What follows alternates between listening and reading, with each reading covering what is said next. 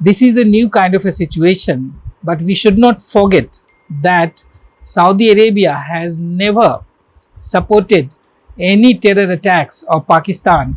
It has never supported Pakistan in United Nations.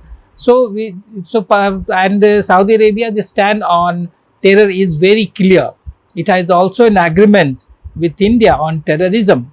So I don't believe that the defense agreement that Pakistan has signed with Saudi Arabia will create a different kind of a situation. I believe that the Indian leadership's position on the terror remains, and the existing Indian leadership has already said many times that there would be no compromise if there is a terror attack on India, and India will respond.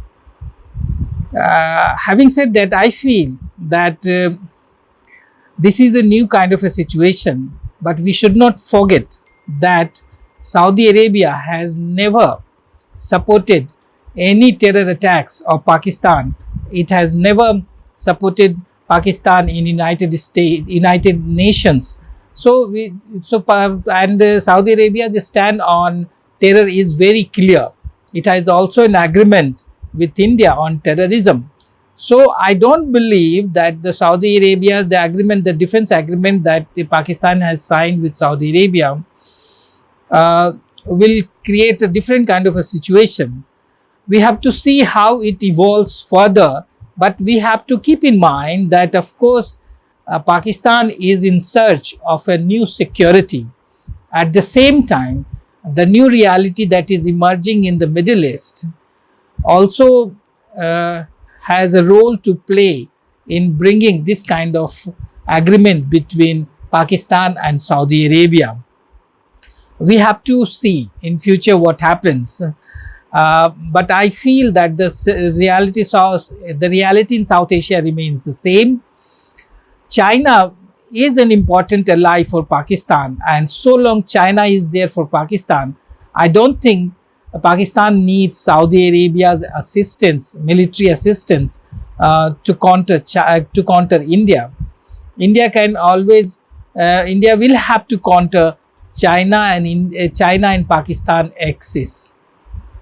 And one should also remember that the Saudi Arabia has played a role in bringing Pakistan and India together. Like if you remember, in the earlier 2019 war, when an Indian pilot was captured in Pakistan, it was the Middle Eastern country which really brought both India and Pakistan together and negotiated the deal and pushed Pakistan to send Indian pilot back.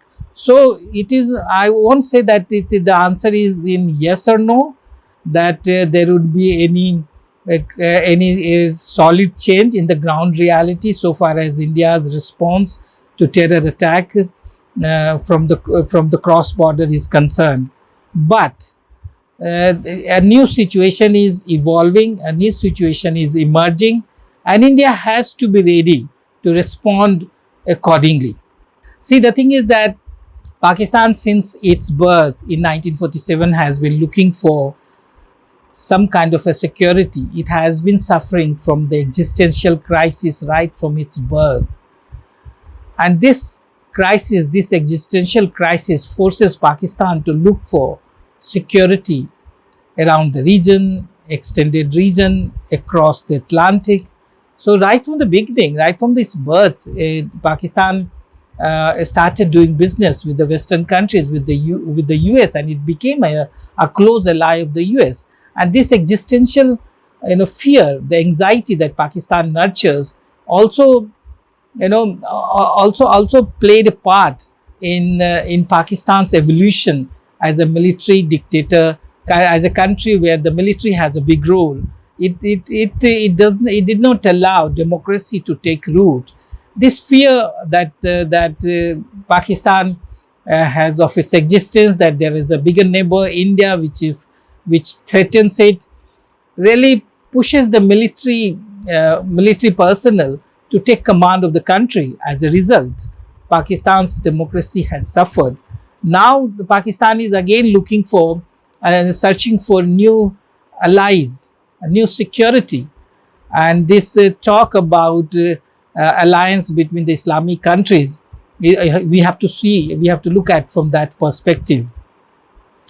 And after the recent war between India and Pakistan, which India calls Operation Sindoor, this is Pakistan is now looking for new allies to counter India, and many experts see that by having a defense agreement with Saudi Arabia, and by having ties with Islam, by military ties with the other Islamic countries, it can act as a bulwark against any attack from India side and from any other forces.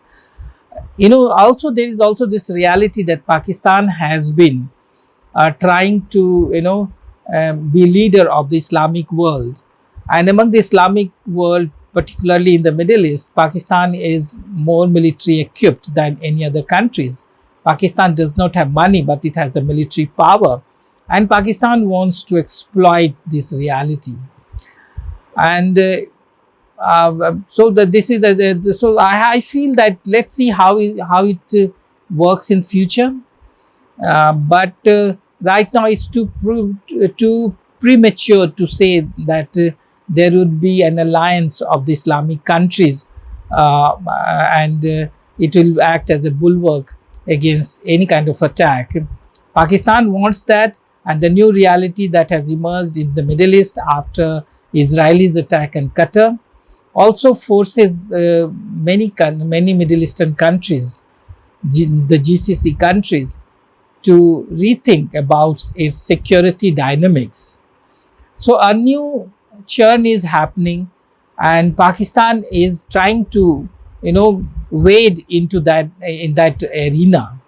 And I'll say that let's wait and watch how it happens. But this is the time where a new security arrangement is being worked out, being thought about, and this Pakistan's new outreach to the Middle Eastern countries, to the Islamic nations, has to be seen from that angle.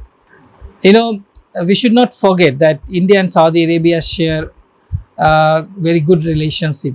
They are strategic partners. They have defense ties. Their leadership are very close to each other, and they are friends, and they value each other. Prime Minister Modi has been to Saudi Arabia many times since he took office in 2014, and since after he came to power, the relationship with Saudi Arabia has moved ahead in all directions, in all spheres. Today, Saudi Arabia is the fourth largest trading partner for India, and also for Saudi Arabia, India is the second largest trading partner with $42 billion trade happening between these two countries. India is playing a significant role in Saudi Arabia's Vision 2030. It is not only making an investment there, but Saudi Arabia is also investing a lot in India. Against this reality, it's not an easy answer to say that after Pakistan's new agreement with Saudi Arabia, the relationship will move in the different direction. Saudi Arabia is a matured country. It really wants to see itself as a modern, developed society, economy, and polity, and it is moving in that direction.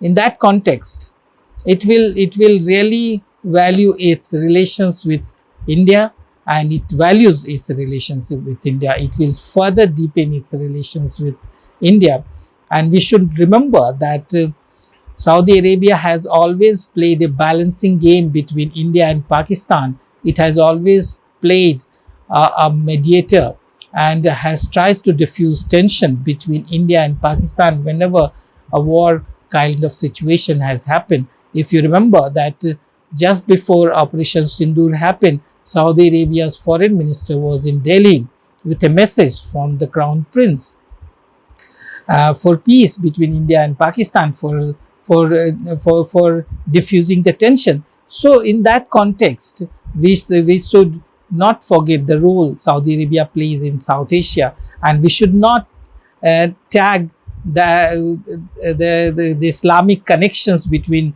Saudi Arabia and Pakistan and discount India's relationship.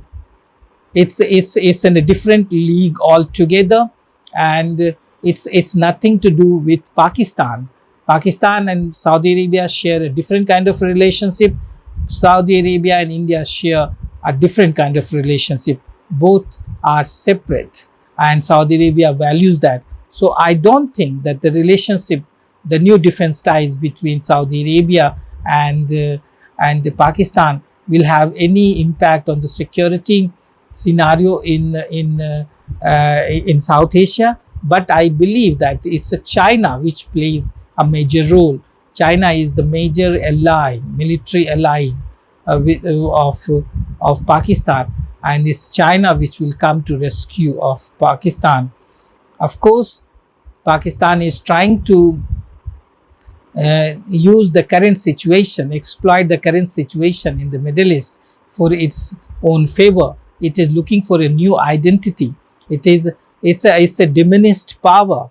Now, by having multiple alliance, by having ties with the Islamic countries, it wants to expand its image. It wants to have a different kind of image in the world. It wants to show to India, to other countries, that it is also a powerful country. It is not without allies. It has a valuable relations with other significant countries in the world. So it somehow, I feel that Pakistan's attempt is to draw some kind of a parity with India in terms of broadening its international relations with other countries, with other Islamic countries and the Middle Eastern countries. So we have to see, I see at least the whole situation in that context.